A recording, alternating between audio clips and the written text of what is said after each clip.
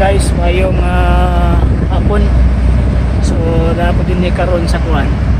Padulong ko sa moang isa ka branch. Nya dalikyat lang ko og tawag ining tubag kay mas maayo magito ato ang tubag kon ang tubag kon ato ang usa ka mga punto ug mga butang nga kinahanglan ato ang tagaan ug iko nga pagtin-aw. So karon ang ingon pa sa atong higala na gikan sa iglesia ni King Kong. Ingon pa niya nga ang nagtukod kuno sa tawag ining iglesia Katolika is si San Ignacio. Sana ka gitawag og dako nga bakat. Ano man kay nganong may magdagdako nga bakat kay kana siya nga klaseng argumento. Kana siya nga klaseng information na gipakatag sa iglesia ni King Kong. Baseless na.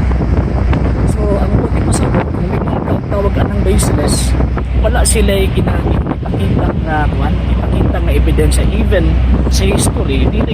wala gid nahitabo nga nakalatid. Si San Ignacio mao ang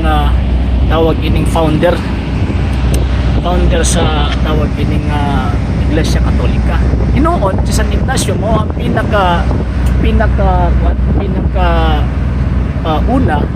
na migamit sa pulong Katoliko para iyang i-describe sa iglesia gitukod ni Kristo. So kadang moingon sila nga si Ignacio ang tukod sa iglesia Katolika chismis na nya maglibog ra ba ganiyan nila usahay kaya naisa ka ministro o naisa ka pasugo niingon sila nga si Ignacio ang nagtukod ni pagkahuman naapoy isa ka pasugo ug isa ka gitawag og ministro maingon na pod nga nagsugod ang Iglesia Katolika 1869-1870. So kana palang daan na nay inconsistencies ang ilahang tawag anang mga statements mo na nga kita para makasiguro ta nga nato ang gituhan nato ang tawag ining gipasakupan tinuod ba gid niya nga iyan ni Kristo sa dili tanaw nato kung kana bang information o kada bang klaseng information is madawat ba kung nabay gitawag o gibasihan yun kita manato na kana nga statement ng si Ignacio ang tukod sa iglesia si San Ignacio di Antioquia ang tukod sa iglesia Katolika usa na kadakong bakat usa na kadakong chismis dito kung ang ako ang amigo na membro sa iglesia ni King Kong ito upod anang chismis siguro po kasi chismoso po niya ang kanindot lang kay si tawag ang mga comments mga to ang subayaran gud na ninyo ang iyang mga comments iluwa daw ko sa CFD ang butamos pilig man nagchismis nga pangigalak niya pagkahuman ingon pagyod nga wala daw ko tagda nga ako ang hagit sa ministro for your information dili ako nang hagit sila mo ay tawag ana nang hagit o niya paghagit ni kakak pagyod yang kadang wala ni motungha dito sa kuan ni kung debate na naa si tawag adang kampo na biya mi ato kanya pagkaman after atong debate sa Katoliko og si Ocampo ilang gisulong ang katedral nagpadala sila lihat-lihat dito kanya nang hagit ko no nagingan sa pari nga ibutang din na kamoy nang hagit dili po nila ibutang ambot og buhi ka baka to si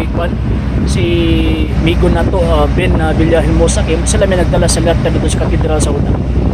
So usa na kada kong butbot mo na karon mahitabo is napoy ng hagit na member sa iglesia ni King Kong kanya pagkahuman diya naman day kutob sa social media kutob naman day sa comment di man dili man day motungha kanya ang pinakadakong katawanan ng atong higala sa iyang pagpanghagit naghatag siya og duha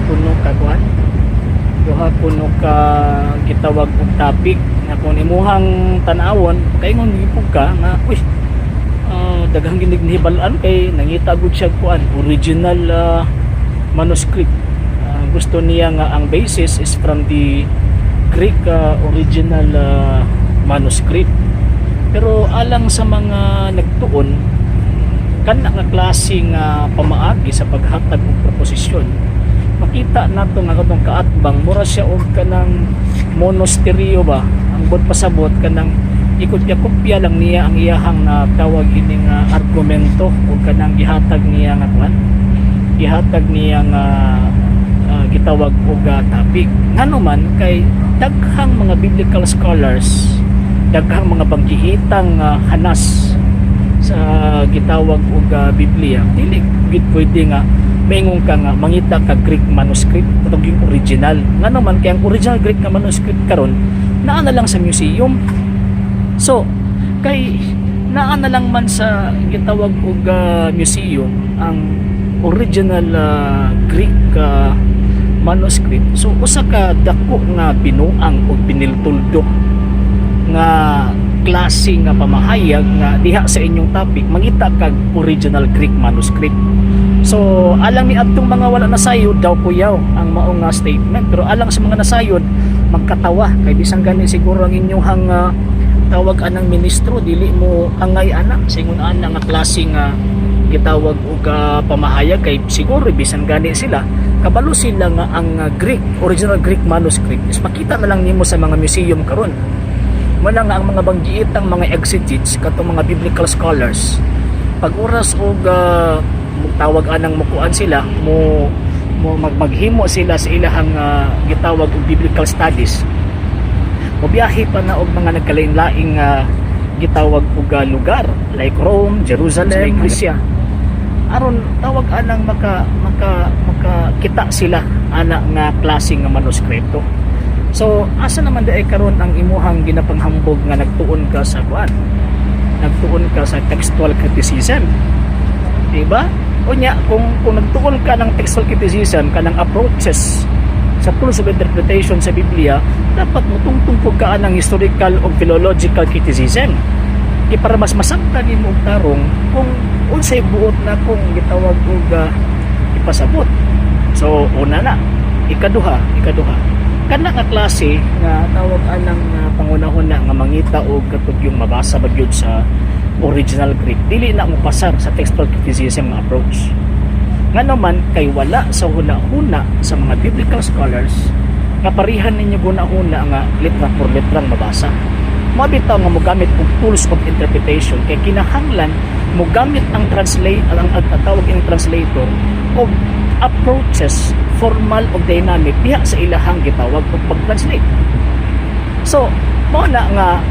dili pwede nga mayong ka nga mangita kag original Greek manuscript nya una di ka kabalo mo basa ambot lang og kabalo ba gyud tinuod ka mo basa ako makabasa-basa ko gamay makasabot-sabot ko gamay pero sarang na gyud pud og tawag ini magkaatubang ta. Ikaduha nga tawag ana nga punto gawas tong una dili mo pasa sa textual criticism. Ikaduha nga gitawag og punto dako kaayong katawanan kung patulan ta ka sa ingon ana nga case, sa ingon ana nga kaso, di ka kabalo mo basa nya ako kabalo mo basa ay mura ko amaw, mura ko buang og tawag anang mauhon ni sukol ko sa or tawag anang dipatol ko sa tao nga kung sa kuan pa dili ka level. So patulan lang ta ka sa topic nga ka level ta. For example, kanang problema nga kanang imuhang gipasakupan nga tawag anang iglesia ni King Kong, mauna ang iglesia ng itukod ni Kristo. Anang itukod ba sa kan ba? Anang gi-established sa tawag anang paknet. So mauna nga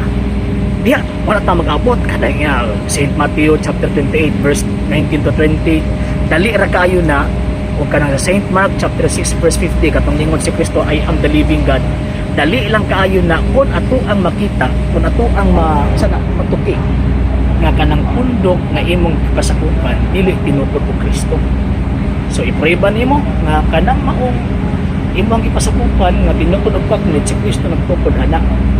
Ikatulo, ikaw may nanghagit, ikaw may nag-challenge sa kuha, so naturalmente ako yung mahatag og topic nimo. O usa ka binuang, dako nga binuang kung ikaw pa'y nanghagit, ikaw pa'y muhatag sa topic nga kung pamatukan, dili na pwede. Sa kuha, unahon na nato ang ugat before tas bunga. Kanang imong gihatag karon nga topic, bunga na lang man naram nas pinakatumoy nga sanga, dili tas punuan. So atuon ang lokaton ang punuan, una ta mo adto anang imuhang gitawag og bunga. Dali na lang kaya pag-settle. Kung makita nato nga kanang iglesia nga imong ipasakupan karon gitukod og paknet, dili ginaiya na Ginoong Kristo aw. Tama ang among pagsabot, tama ang among i-present. Pero kung magitan po nimo nga kining tawag kining ang Iglesia Katolika dili iyan ng Kristo kay sumala pa rin pag itutok ni Iglesia pasabot nga tama ka. Pero kini nga punto anang pag-ingon lagi nimo gitutok ni Iglesia ang historical man na chismis ba kung baga o pasabot mo lang giawat sa imuhang kaning mga ministros pagnit